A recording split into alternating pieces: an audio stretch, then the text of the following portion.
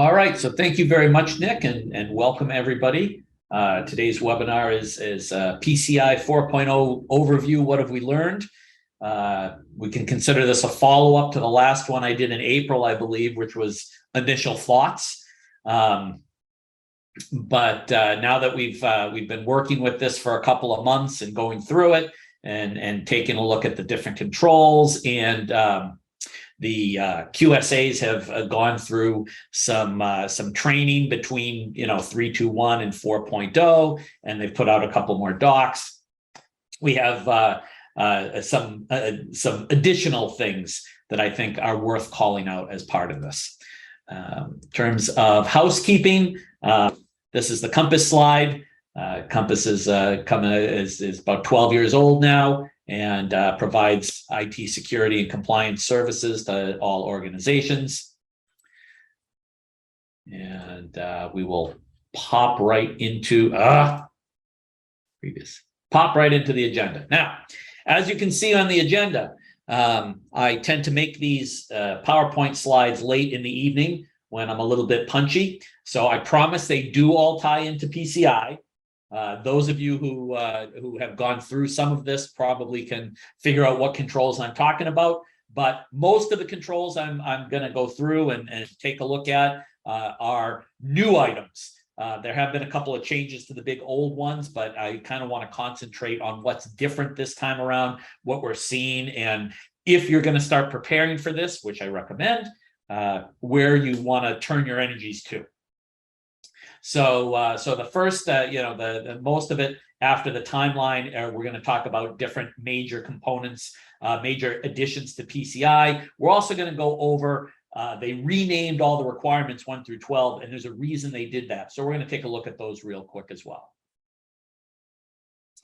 All right, anybody who's been dealing with PCI 4 has probably seen this slide, stolen right from the PCI Council.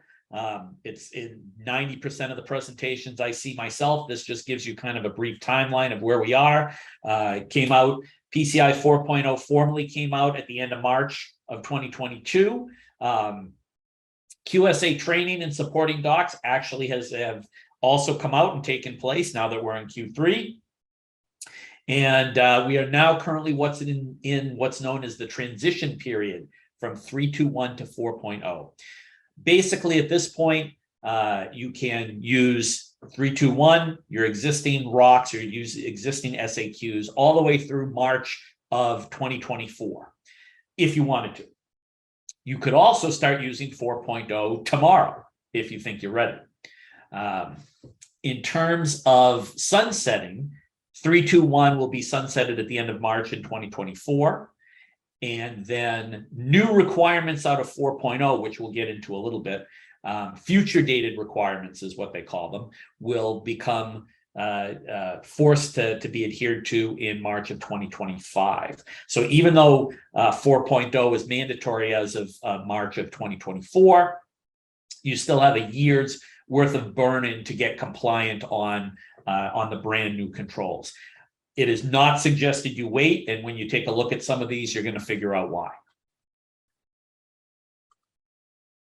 So I'm going to go right into what I see as the major components and the major changes of PCI 4.0. And one of the major areas that goes all over the PCI ROC and PCI 4.0 in general are risk assessments. PCI has come to the conclusion that these are a very good thing and need to be done a lot more than they've been done as part of the ROC in the past.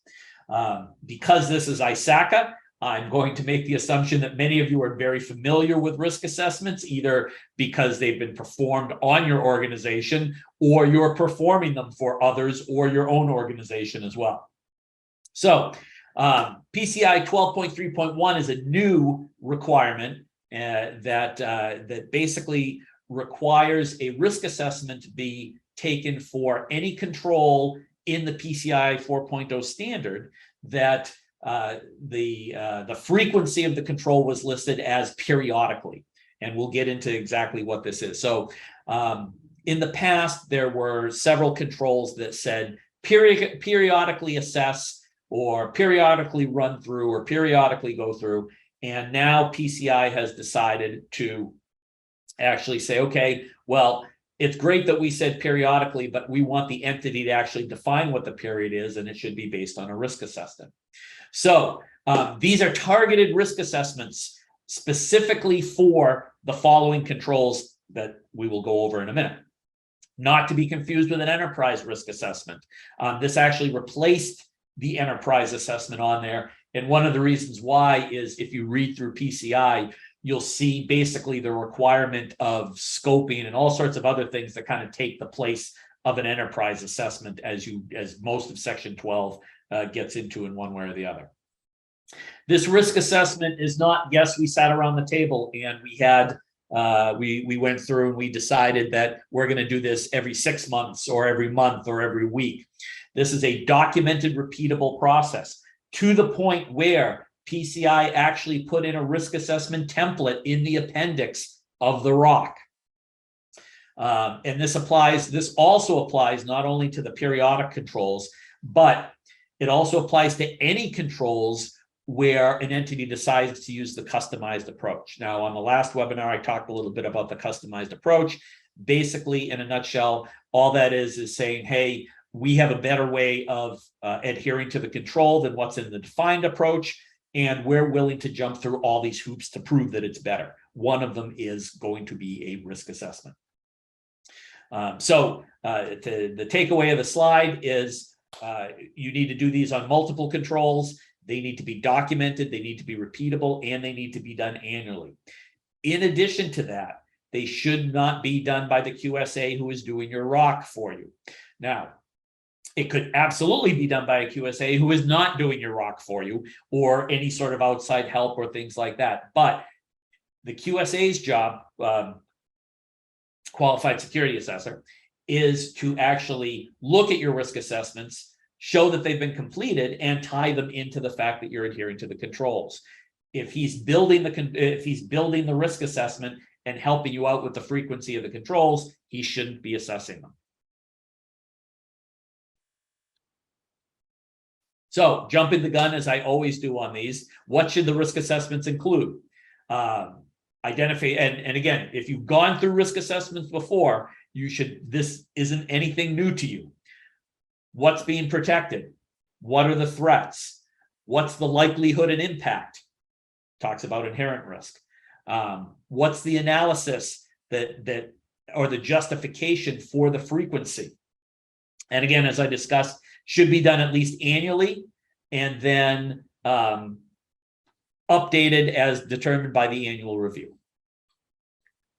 So you do not have to use, just so you know, you don't have to use the PCI risk assessment template. You can use any template. You can use spreadsheets. You can use Word docs. You can use anything that suits the company's need or the entity's need. But at the end of the day, these are the things that the QSA is going to look for in the risk assessment. Doesn't have to be super long, doesn't have to be incredibly complex, but it has to hit these high notes to be successful. Come on. There we go. Wow, that was really slow. Oh, okay, here we go. It looks like, yeah, let's see. There we go. My apologies, folks.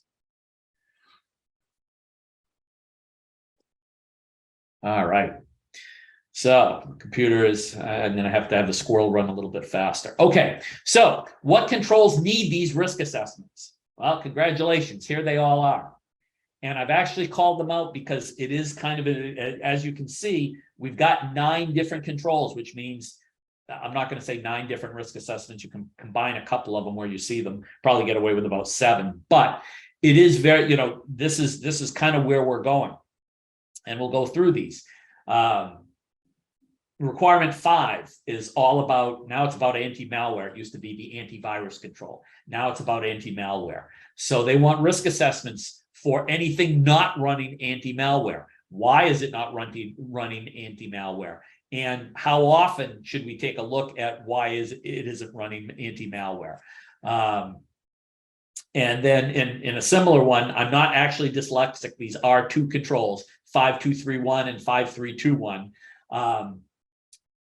The periodic anti-malware scans that are conducted. You're doing a risk assessment to know how often. Now, here's a good example of a control that I can say, okay, my anti-malware solution is constantly scanning every part of the endpoint, every part of the environment. It's on by 24/7. It alerts me immediately if anything comes up.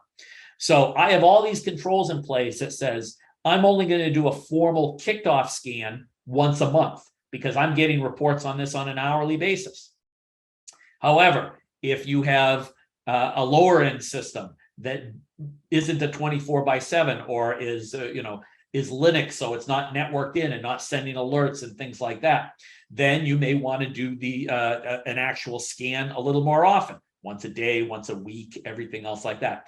That's what these risk assessments are for. At the bottom of the end of the day, they're looking for the entity to say, we're going to do this so often based on the risk we see and the controls we have in place. The other section 7, section 8 are all about access controls and authorizations. Is how often do you do those access reviews for admin accounts, for user accounts, for system accounts, and non-user application accounts? What's the frequency of checking to make sure that the accounts are accurate, that we've gotten rid of the old ones, that the controls are right around them, that security functions are based on job need? How often do you do those? Well, if you have a lot of turnover, you may do them a little bit more often. If you have other things in place, you may do them a little less often. But now it's going to take a risk assessment. 9.5 is usually the one I use as the prime example. If you have swipe terminals somewhere, you're supposed to be doing tamper checks. I work with convenience stores where it should be done on a daily basis. I work with higher ed where they have swipe terminals that they lock in a drawer and pull out 3 times a year. You shouldn't be doing tamper checks on that daily. Why not? Well, based on the risk. So that's why they do a risk assessment for it. And so on and so forth. And so you kind of get the idea. So, but these are the 9 controls that specifically call out, hey, we expect to see a risk assessment in there. And more importantly, the evidence I need to make these controls work are twofold. I have to ask for your risk assessment, and then I have to ask what's the proof that you're actually doing that in the period that you set the risk assessment to. Let's see if I can go forward. All right, with one click. Okay. So these are some brand new controls, 6.4.2 and 6.4.3. And these are, I'm still wrapping my head around these, quite honestly, to do this. So one of the things PCI has been pointing out for years is that there are you have web servers and that collect a lot of information.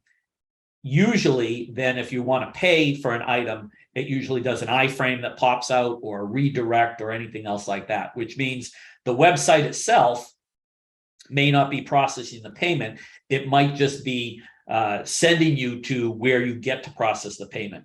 And a lot of security experts says, well, that's terrific, but we're not processing proper security on those main websites.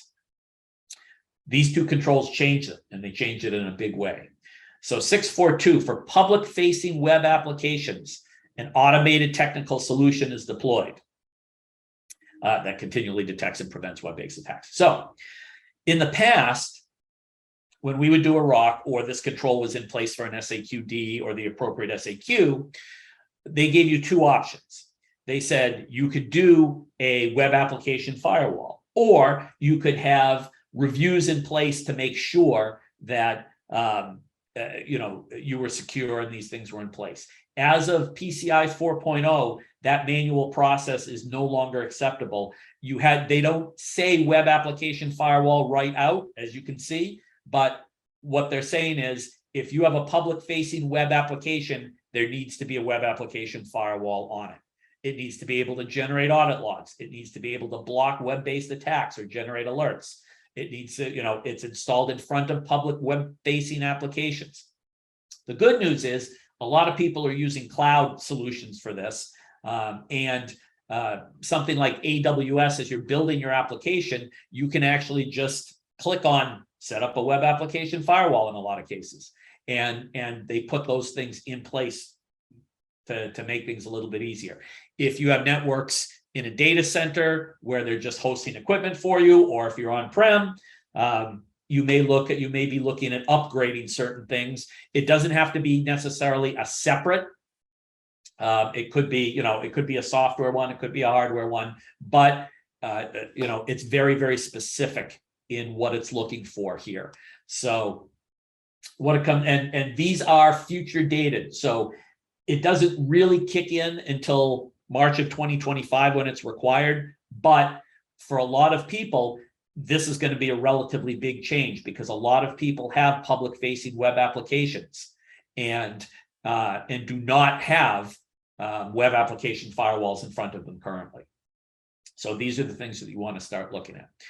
The next control right on there, and this is why I grouped them together, is payment page scripts. So you have your website, and then you have payment pages, and all the scripts that are run and loaded in a customer browser or consumer. They say consumer's browser are managed as follows.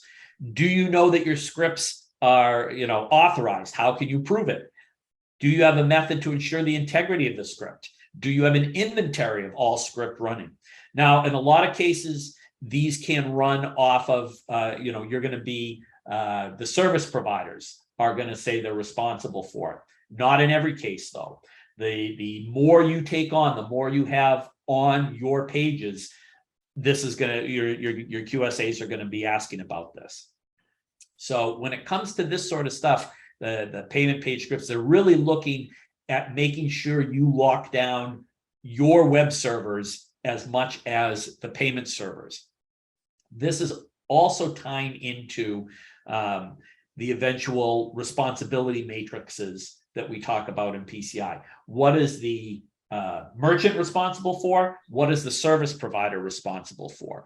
So as you're looking at these controls, this could be a control that your service provider has to take care of for you, because any payment page is not under your control. Well, that's great, but you want the service provider to say, yes, this is on us. So when we come in and do our assessment, the service provider, shows you that they're doing this one way or another with their own ROC or some sort of attestation.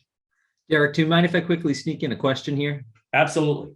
Will 6.4.2 apply to web applications that do not involve any sort of POS/CHD? Well, okay, so that's not a bad question. The answer is it depends. When we talk cardholder data environment, it depends if you guys have segmented your data environment so that you only have a sliver. So if you have a web-facing application that is not part of your CDE, then no. If you have a web server that's running a couple of different applications on it, or the web server is part of the CDE, if it isn't, even if it's not doing payment, then this is going to apply. So this is where scoping comes in a big way. You really want to reduce your scope so as much as you possibly can, so that your cardholder data environment is segmented off and is the least amount of scope you can do, the least amount of servers, the least amount of people, the least amount of process, the least amount of technology. They usually do this by segmentation and ACLs and basically blocking, say, the corporate environment from the production environment that actually helps to process cards or has anything to do with the CDE.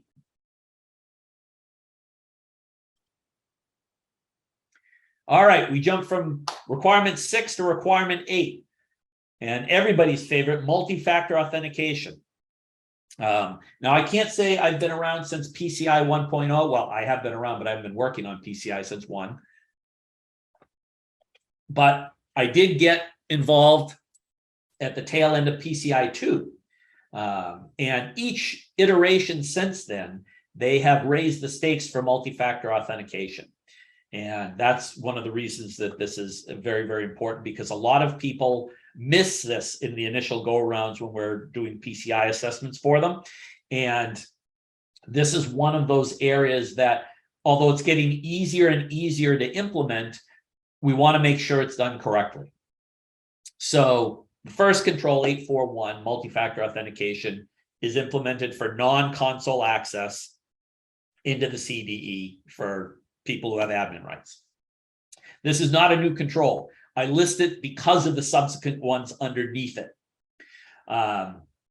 Basically, this says, hey, if I'm sitting on your network and I need to get into the CDE and I'm for admin credentials, I need to use MFA. 8.4.2, MFA is implemented for all access into the CDE. Now, this is a future date, and you say, well, if 8.4.2 is there, why, 8.4.1 kind of is superseded, isn't it?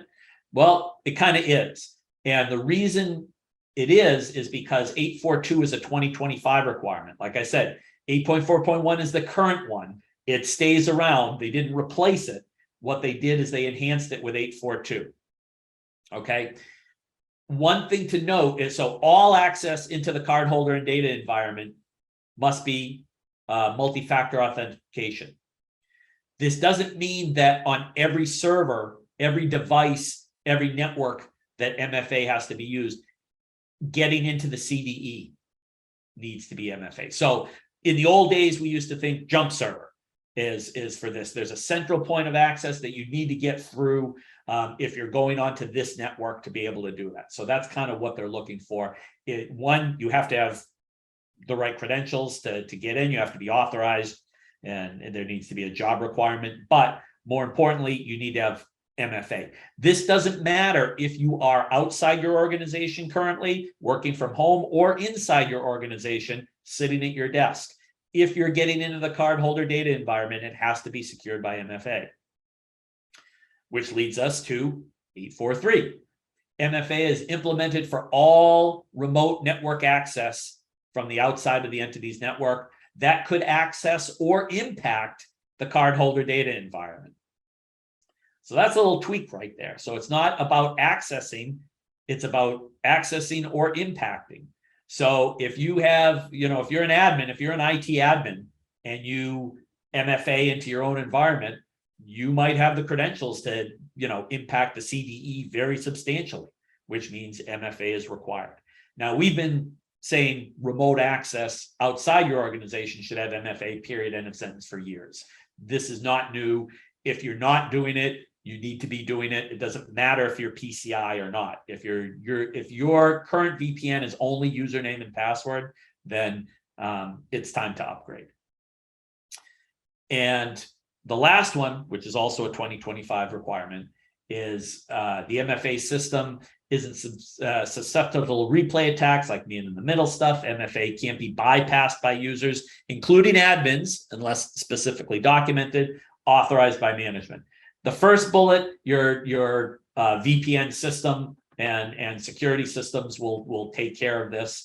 And the second bullet basically is also, that's security controls. You basically say you can't bypass it.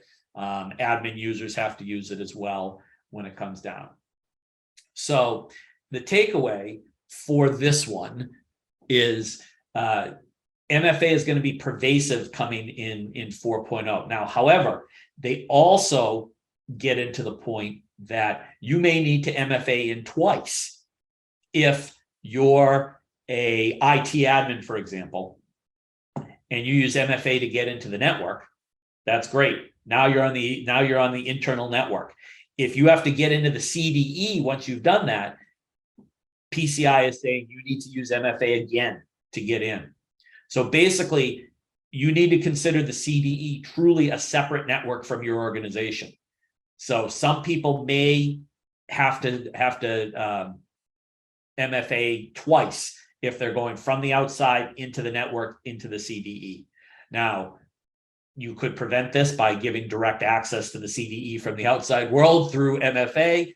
I wouldn't advise it, but it is possible depending on what your CDE looks like. All right. Can I quickly hit you with one more question? Yes. Does MFA require a separate device, cell phone in parentheses, or can it be two sets of username, password, domain combinations? No. MFA, multi-factor authentication, is something you have, something you know, or something you are.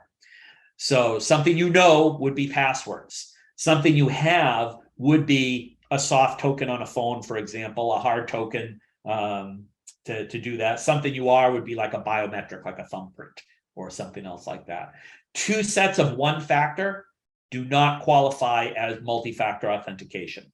So the good news is most, there's Google Authenticator, Microsoft Authenticator, and this is one of the reasons the PCI defined it, that says not every device has to have an MFA, as long as you hit the jump server or whatever that central server is that's blocking access to the CDE.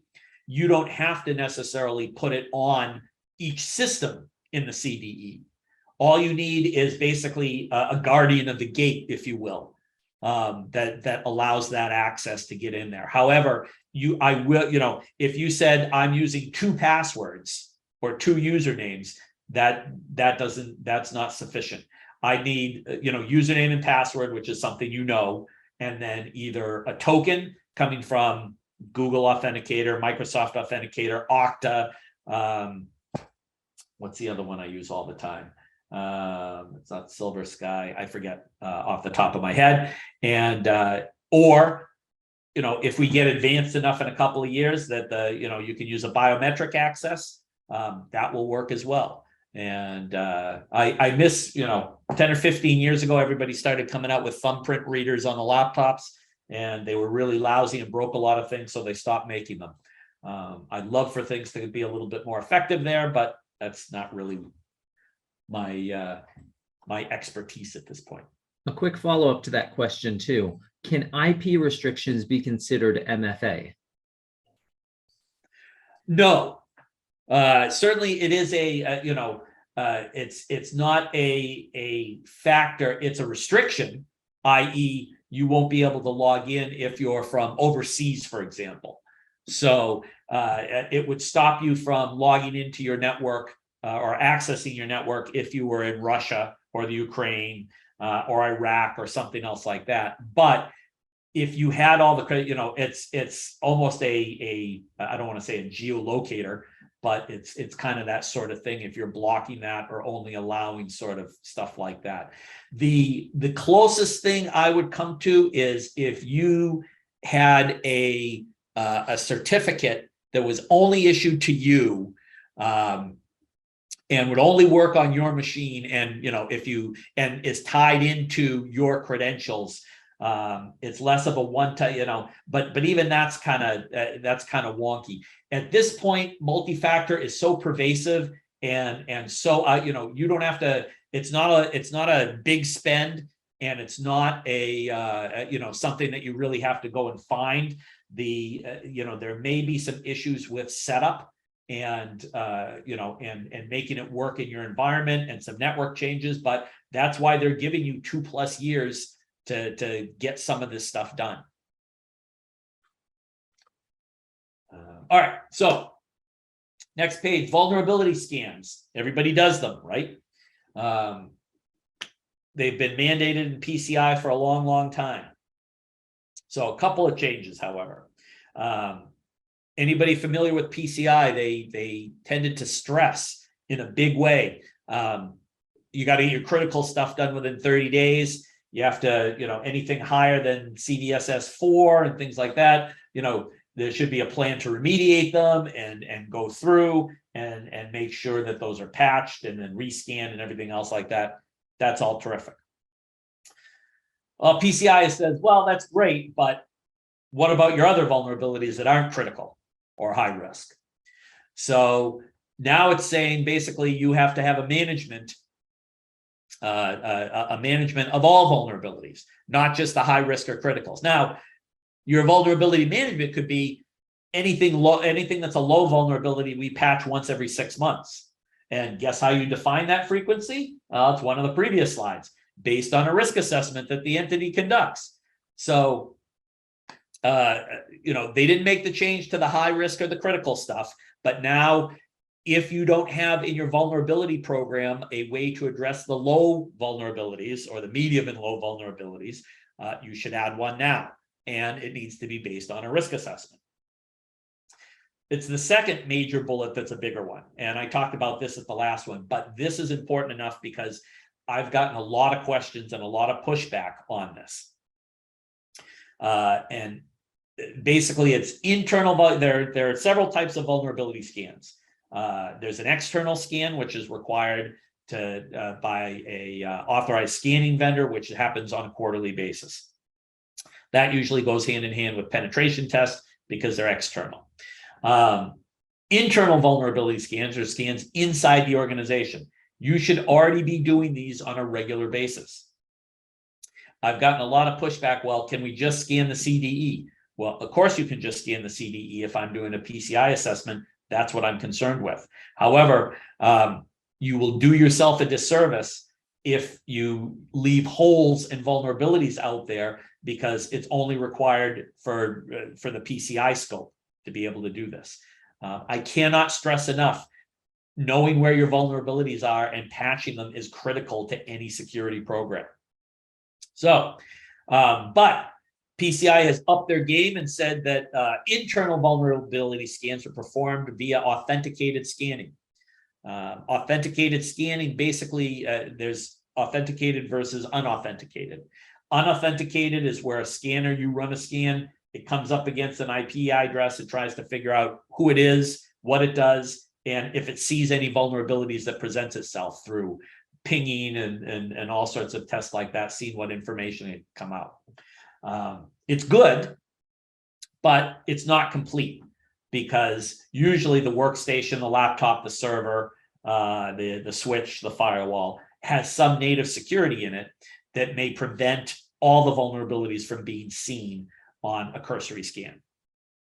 So what is authenticated scanning? Authenticated scanning means that, hey, I have the credentials to say, I want you to give me all your vulnerabilities and I am authorized to get them.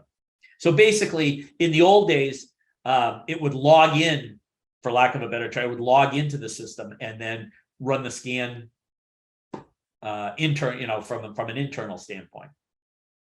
Now, the good news is many of the scanners, Tenable, Qualys, now use agents instead of doing the scan. Now, the agents sit on the desktops and the laptops and the workstations and the servers, and they will report the vulnerabilities that way.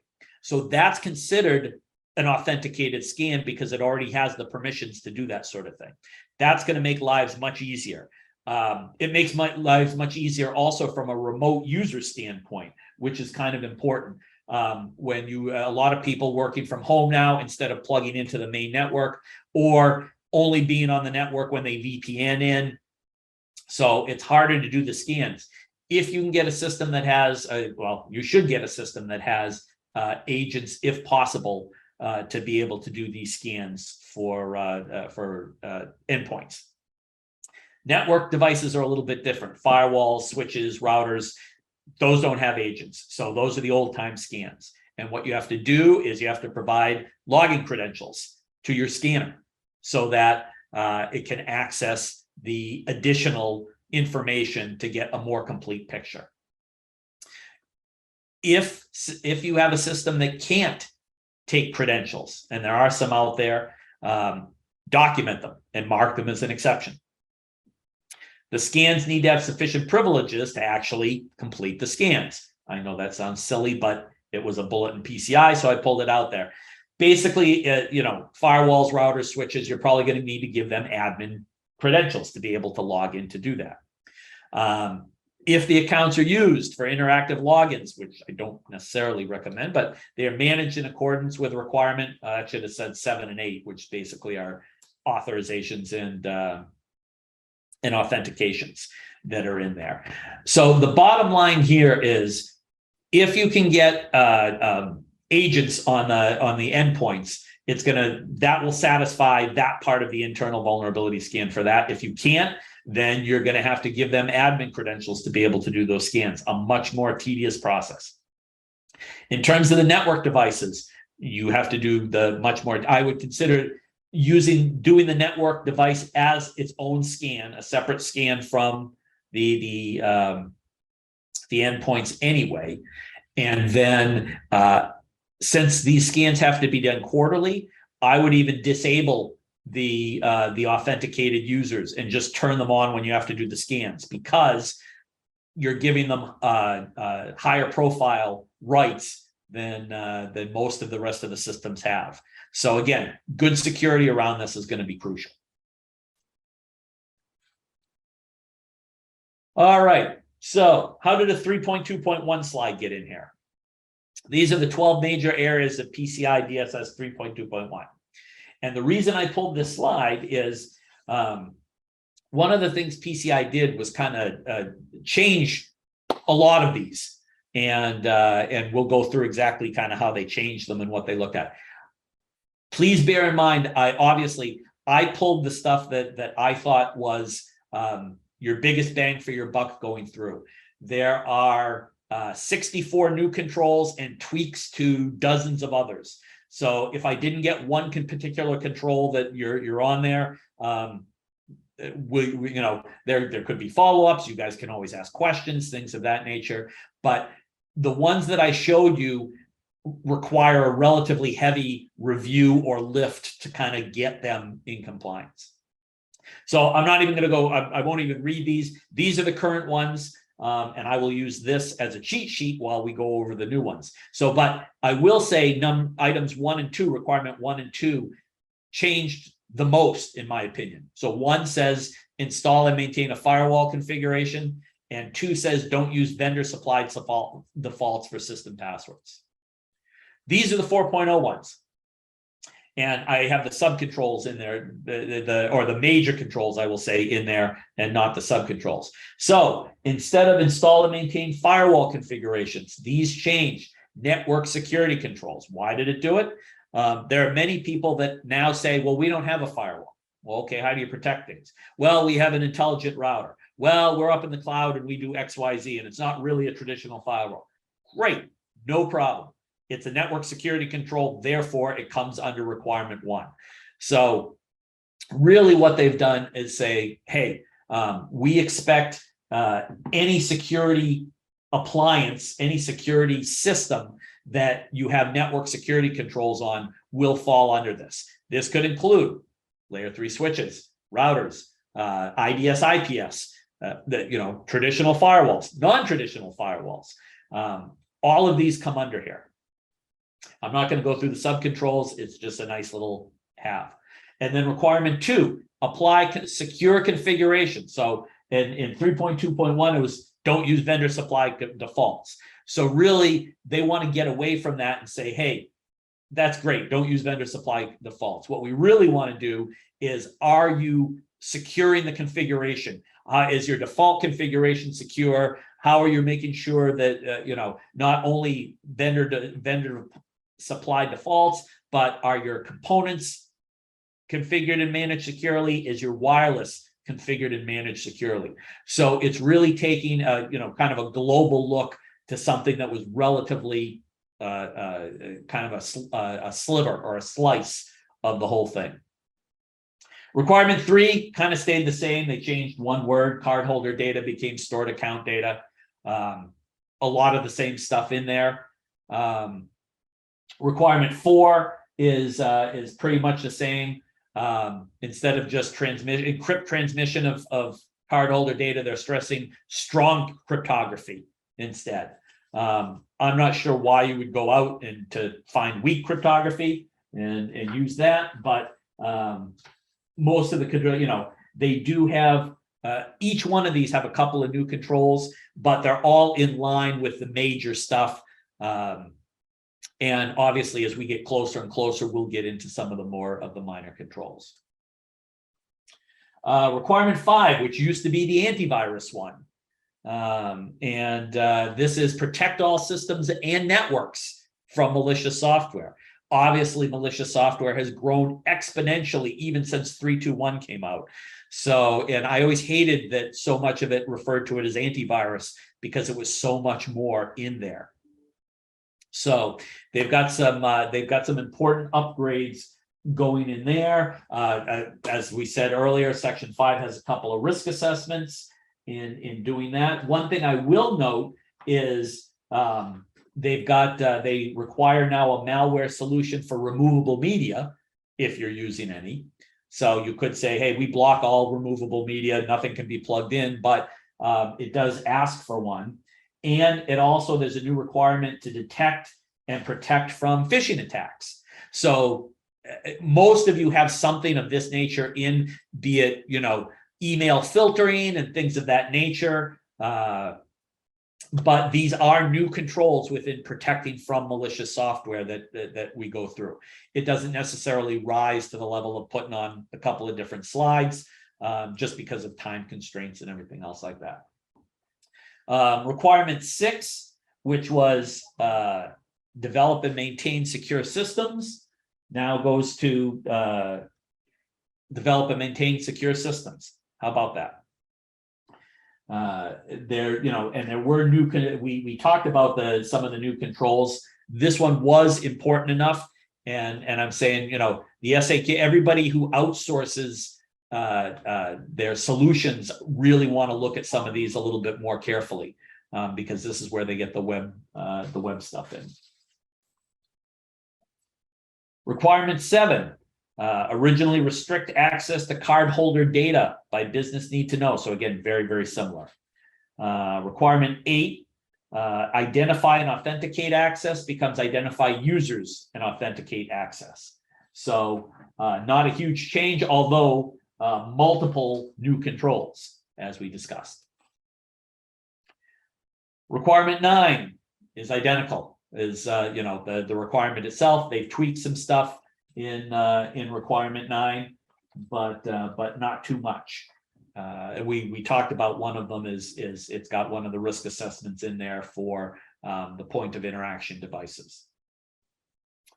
Requirement 10, not a lot of changes in requirement 10. There are some new processes. One of them in there is in 10.1.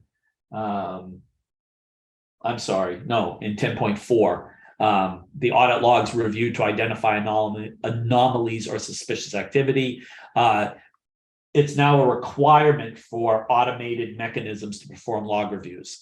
We've had several clients that say, hey, we have, we open a ticket every day and we manually look at the log reviews and things like that. Coming in, this is another future one. Coming in 2025, they're going to want a automated solution on top of it. And really, you guys know how many logs you get in on a regular basis. It's really, really hard to do a daily review of this sort of stuff if you're trying to do it manually. Requirement 11, test security of systems and networks. The old one was test security systems and processes. Not too much different. It's basically, hey, systems and networks over and over again. So we talked about the vulnerability scans and it needs to be authenticated.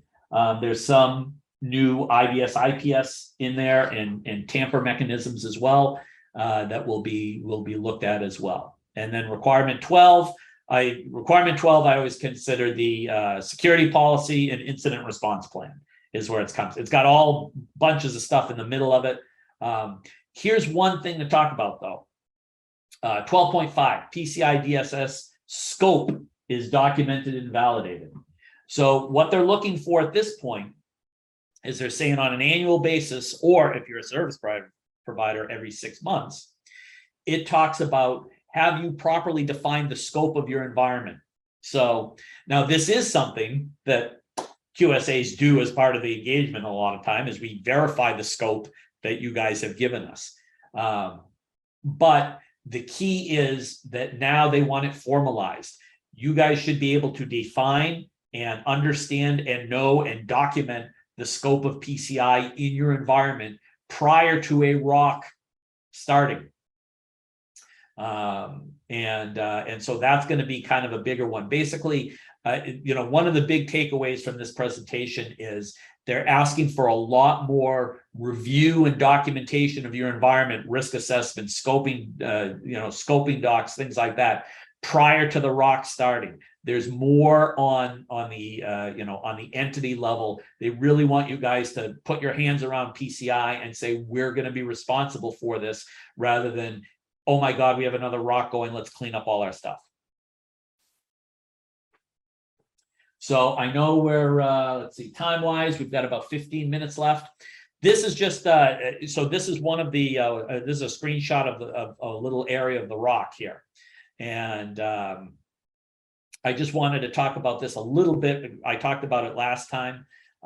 This is how your QSAs are going to fill stuff out. You got 5 different areas, everything from in place, which is awesome, to not in place, which we usually never use. A couple of new ones, however, not applicable, which means, hey, this doesn't apply to you. In place with remediation is a new one that says if the QSA comes in and something isn't in place, for example, here's the security policy, reviewed at least every 12 months and updated as needed. Well, this wasn't reviewed every 12 months. We saw it was 2 years old.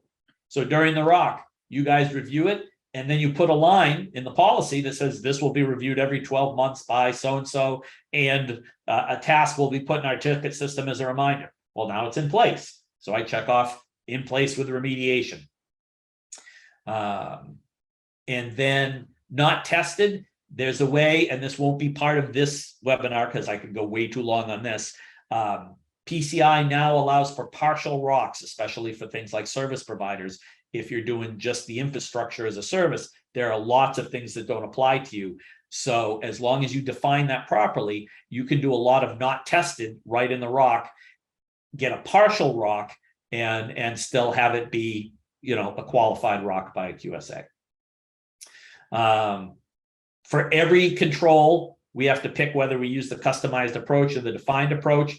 I talked about that in the last webinar quite a bit. Currently, at the end of the day, the customized approach is for people who already have a really good mature process in place, because they want you to do risk assessments and say why you're doing this and how you're doing this. And you're going to ask your QSA to come up with testing methods for it, which is going to raise the amount of time and effort for every single control, and more than likely cost. Now, the reason I called up this screen is I kind of wanted to show, I kind of like this one for reporting purposes, and it ties into information request lists. So I'm not worried about it's the bottom, it's the testing procedures. So for this control, 12.8.1, there's an A and a B. And it says a lot of the controls, what they've done is they've split them into 2 areas like this: examine policies and procedures, and then examine documentation to verify that the policies and procedures are in place. And I thought about this because as I was creating an information request list, we got up to like 350 pieces of information. Now, this doesn't mean that you can't use the information security program for 35 controls if it's got all that stuff in there. But it means that what PCI is asking us assessors to do is every control, it's saying, where did you find this in the policy or the process? And what document did you use to prove they were actually doing what they're supposed to be doing? And so those of you from ISACA, and those of you not from ISACA, who've gone through a SOC 2 type 1 or type 2 process, I don't know if PCI had this in mind when they were doing this, but it's really kind of interesting that they pulled it this way, because the first one is a SOC 2 type 1. It's the design of the controls. The next one is a SOC 2 type 2, the operating effectiveness of the controls. And they tend to do this for the majority of the testing procedures in the ROC. So if you take that as a takeaway, you want it defined, and you also, you want to show that it's in place as well. So final thoughts. I've got 10 minutes left. Some of these are identical to the, to my other bullets from the other one because they're still in place. If you're an assessor, if you're doing rocks, if you're doing SAQs, if you work for a company that it's your job to assess PCI, start looking at the new requirements, start looking at the new layouts. It's a major revision, makes a lot of changes, as we've seen. If you're PCI, if you're a company that's already PCI compliant, start looking at the changes and the new requirements. How soon do you think you can get there? How soon do you want to get there? You can use 321 for, I'm going to say right now, because it's 2022, probably for about a full year, you can still use 321 if you want to, but that's starting to push it. Again, as of March 2024, 4.0 is in place, and you don't mix and match controls. You either use the 321s or the 4.0s. One thing we didn't talk about is non-rocks. So self-assessment questionnaires. A lot of you use SAQs. They're all out there. They're all free to download on the PCI site. They have been enhanced, changed, just like the rock. Some of them, SAQA and P2PE, they have additional controls added based on 4.0. Others, like SAQB, they finally figured out that SAQB, there was a bunch of stuff that just made no sense, so they pulled it out of there. For those of you curious, SAQB, you're using a phone line and plugging in. Nothing's going over your network. So it's really old school and have less controls than before. So make sure if you're doing SAQs, download the new versions, start comparing them back and forth, ask questions. Start planning on risk assessments and scoping exercises to prepare. I can't stress this enough. These don't need to be overly difficult, but if you start using 4.0, we want to start seeing those coming up and in there. Multi-factor authentication is enhanced. If you can't comply today, now's the time to plan. Vulnerability scans, if you can't do, must be authenticated. If you can't do these today, now's the time to plan. This is not all gloom and doom. A lot of these are long overdue, quite honestly, but there are enough changes out there, which is why they've given such a lead time before some of these quote unquote best practices become requirements. But I can guarantee the people who start looking at it in the next 6 months, if you're already compliant with PCI, you're going to be in pretty good shape. If you wait another year to start looking at them, it's going to be a lot more difficult and maybe a lot more costly, especially if you either need new hardware or new software or have to redesign your environment to allow for some of these to work. So I've got 7 minutes left. Hopefully this was useful, if not fun, and that it provided a little bit of information. Obviously, the slides will be available, and since this is being recorded, I'm sure it'll be out on Compass YouTube, if not several other places. Nick, my screens are full up so that I didn't get distracted. Are there any questions or anything else like that came in? So Derek, the first question I have from you is, what is the difference on vulnerability scan requirements in the past and now? Example, authenticated. So I did go over what an authenticated scan was, but what it really is that you're going to get more vulnerabilities with an authenticated scan than you are. There's no way, there's no other way to describe it. Your vulnerabilities are going to jump if you haven't been doing an authenticated scan. And I had a client who installed the agents that made it an authenticated scan. And their environment, we got an extra 400 vulnerabilities out of them across the whole organization. Now, it's going to help your patching plan and everything else like that. But really, the difference for authenticated is you're giving the scans the administrative rights to do a deeper dive into the environment, the endpoints, the servers, the firewalls, the switches, the routers, than you would if you do basically what I consider it a surface, if that helps.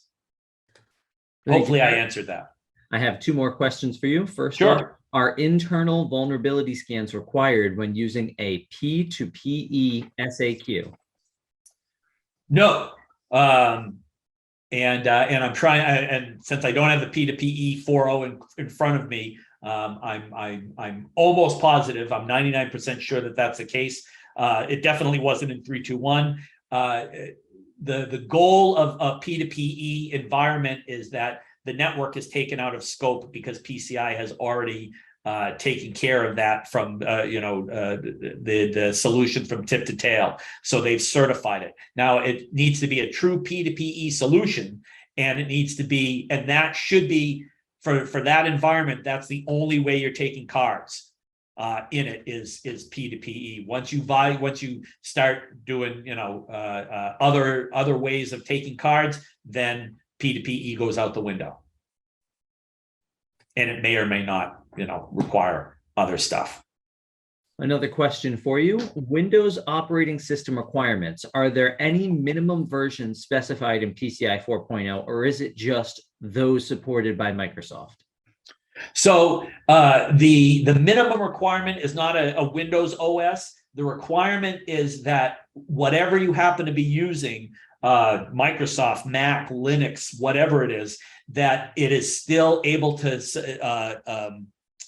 accept security patches for new vulnerabilities that come out. So even at end of support or end of life in Microsoft, and I don't advise doing this, but you can buy the extra security packages for a crap load of money if you have to keep running an older version, and they'll keep giving you critical security patches. So the requirement isn't an OS number per se, it's whether that OS is still able to get security patches on critical vulnerabilities or not.